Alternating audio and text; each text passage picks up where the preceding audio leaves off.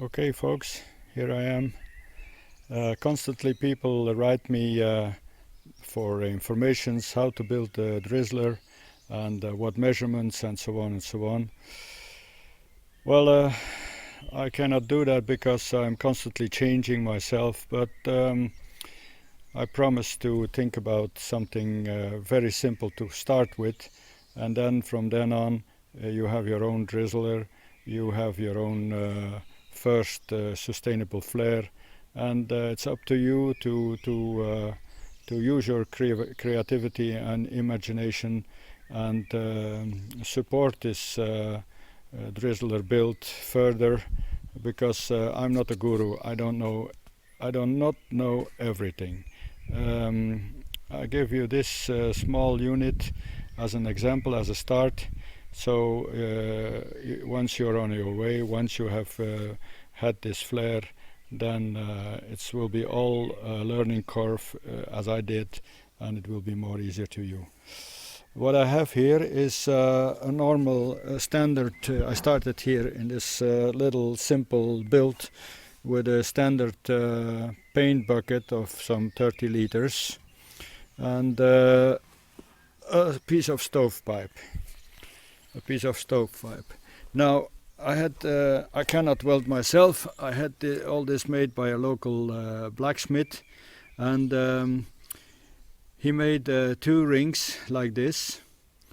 One ring is welded to the stovepipe,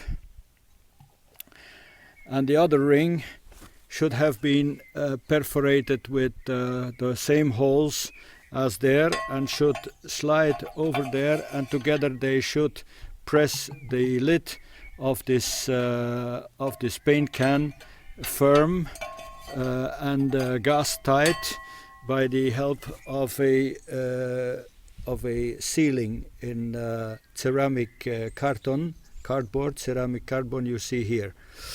The guy did not quite understood what I meant, and he spot welded the lid to the lower one. So that's not better. Is you have 2 rings and you press it in between the lid. Okay, that's the actual fuel tube. Down there I have made welded a closed ring with an opening of 75 millimeters, and welded onto it a reduction of 75 to 110, and the support for a roast. The roast is very simple. It's a very simple thing. Also, that you can simply slide in here, okay, as a roast. Okay, you can do several confirmations of this reduction. You could put it upside down. This is now a reduction piece, but you could also use a straight piece. You could close this with a grate and simply use the fuel tube, or you could put this upside down inside and around press ashes to isolate this thing. It's up to you. Use your own. I took this example because I was wrecking. If you don't have a heavy compressor later on to expand the gas from the gas chamber, then this setup gives you a slower flow, little expansion, and you could do anyway. In between, I will made some drawings what you could do.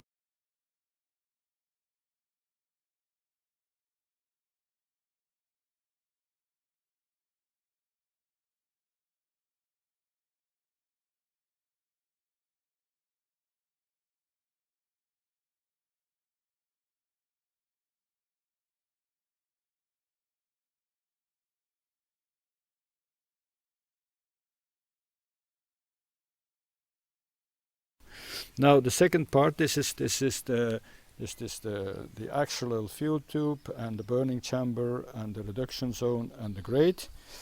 And the second part is escape, and the gas escapes through this to this ring again. Here it is better done. You have a ring inside, you have a ring outside. On it is welded some thread, and then on it is the ejector. For newcomers and for first starters, I propose don't make life difficult. Start with something useful to exit your gas, and a very useful thing here is the ejector made by Steven Zabades from the Yahoo Wood Gas Group. He sold this ejector for a very moderate price. I actually bought it from him as well, and it helped me develop and build my own gasifiers in the beginning. So a good suggestion: buy such a ejector from Steven. Now, okay, inside this bucket goes your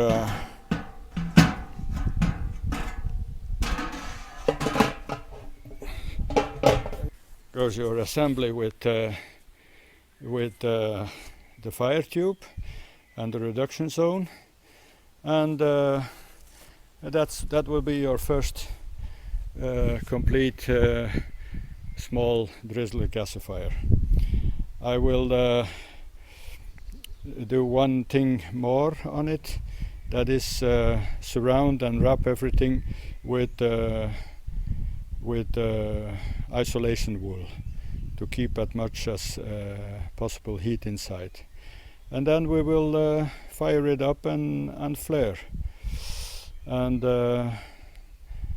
okay, see you later. I now do the wrapping of the isolation. When that's finished, I come back to you, show how it's done, and then later in the evening, when the evening falls, then I will flare the unit and you will see how it performs.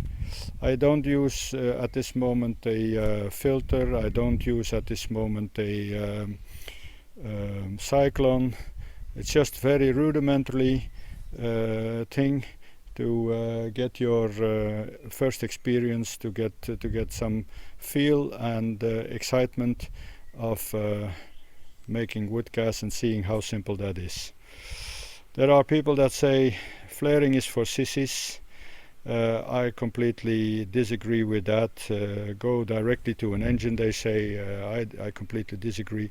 Everything I learned from sitting next to the flare, observing the flare, how it changes by several changes I made, and the flare is a very important guide